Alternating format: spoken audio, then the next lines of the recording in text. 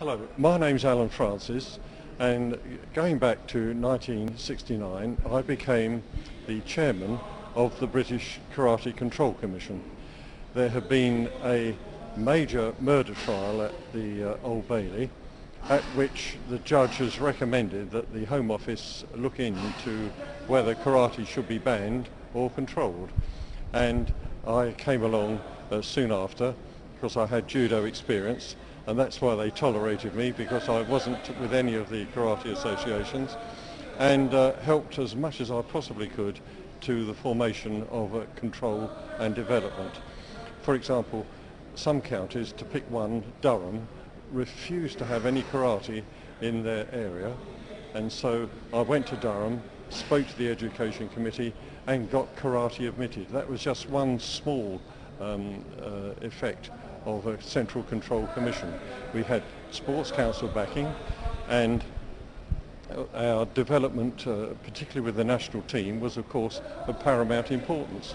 And we had some wonderful experiences with the team at World Championships, and as you may know, it culminated in 1975 when we went to Long Beach, California, and were based in the old ship Queen Mary, which was a great pleasure, and we won the World Championship there, beating Japan for the second time in the final of the World Championships.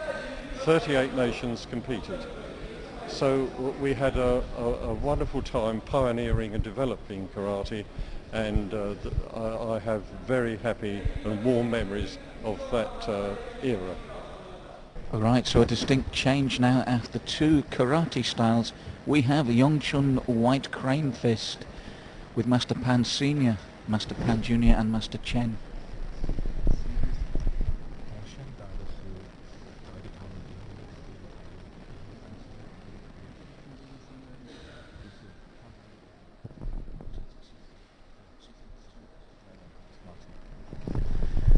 And with me for this demonstration, I'm pleased to have Martin Watson. Martin, a change of tack from the traditional Chinese to the traditional Chinese and the White Crane Fist. Right, what you've got here is two slightly different schools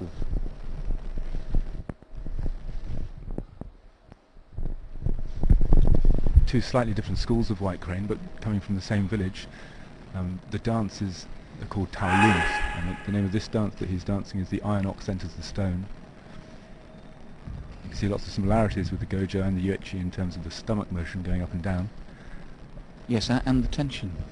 And the tension and release. For us, tension and release is a very big thing, and the change between tension and release as well. Now, would it be common to have variations within a village like that? Yeah, the association in Yongchun was formed in the 1930s when a whole group of slightly different lineages came together, and they contributed each something distinct to what goes on within the Wushuguan. Wushuguan means gymnasium in Chinese. Now we have Master Chen, who actually comes from, he's from Yongchun, but the village where he studies is about 2 miles outside Yongchun. And the form that he's doing is called White Crane Spreads Its Wings. So superficially, differences in what he's doing with his hand techniques, but with the stance and the power generation out of the central trunk, that's what's pretty distinctive in that region. But also it's nice to note that as much as the arts are different, there are similarities between Japanese and Chinese. That's right. Well, of course, many people believe there's a heavy influence on the Japanese arts through the Chinese systems, and this particular region of China, Fujian, is in the south, almost directly opposite the Japanese coastline, so that's where the exchange started from. That move there, with the double elbow strike, is actually the White Crane Spreads Its Wings move, from which this form gets its name. And I take it the movements, because they're very flowing, are simultaneous defence and attack. Yes, either simultaneous defence attack, or maybe the movement application could be for defence or for attack.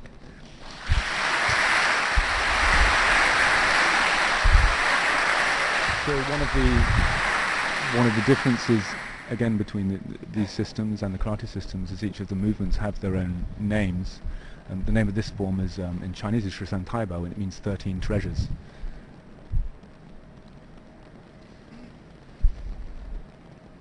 And what age is Master Pan, man? Because he looks in incredible shape. I think he's 67, Master Pan. That's phenomenal. The reason this form is called 13 Treasures is because it's based on a 13-step sequence. And you find in these forms, you'll see in the Sanjian is the basic movements, but with the southern Chinese systems, the techniques might not be as varied in terms of spectacular as the northern techniques, but it's more about power generation and application. Indeed, we say this as southern hands and northern feet to distinguish between the two systems.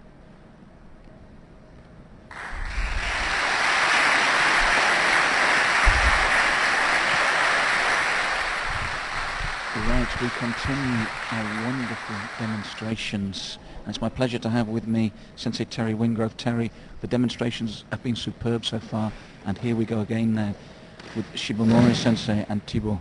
Yes. Shibamori's been in Europe for about 37 years and is the linchpin of karate training in Hungary, Austria and Czech Republic. Particularly well known for his Wado style development on knife attacks. He does self-defense here, then he'll see the knife in a moment.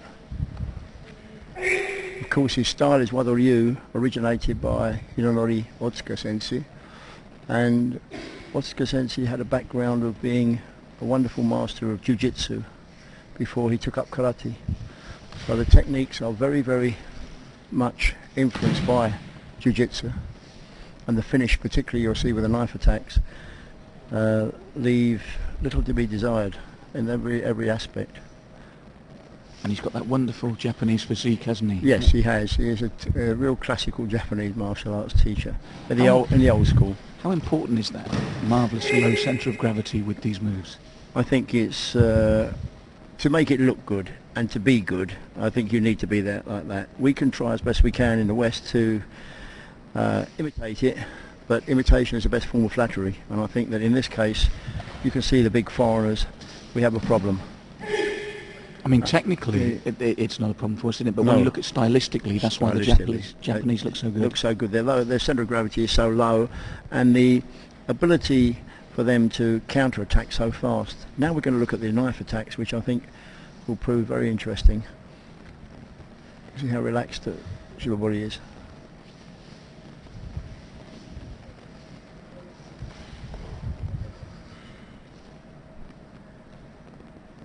This is classical Wado Ryu, based on Otsuka Sensei's understanding of jiu-jitsu and karate together.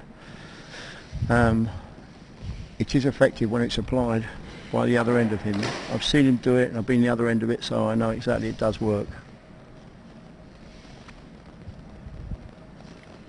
And there's an economy of movement there. Absolutely, minimal. He's 63 years old, and at that age, as I well know myself, conserve your energy to the best you can. Minimise the effort, maximise the result.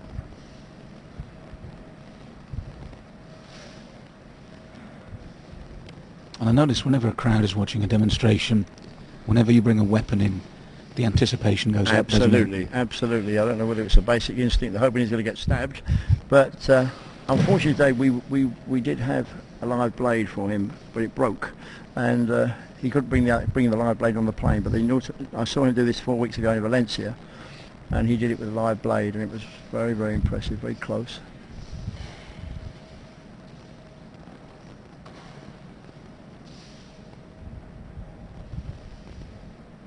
Thibaut is his senior student for Hungary.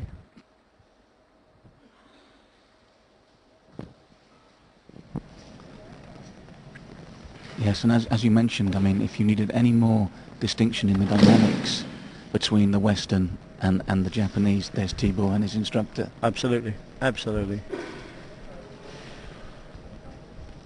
Mind you, when you look at him focused there, he looks a fearsome character. Oh, he does, he does. I've been the other end of him, so I know.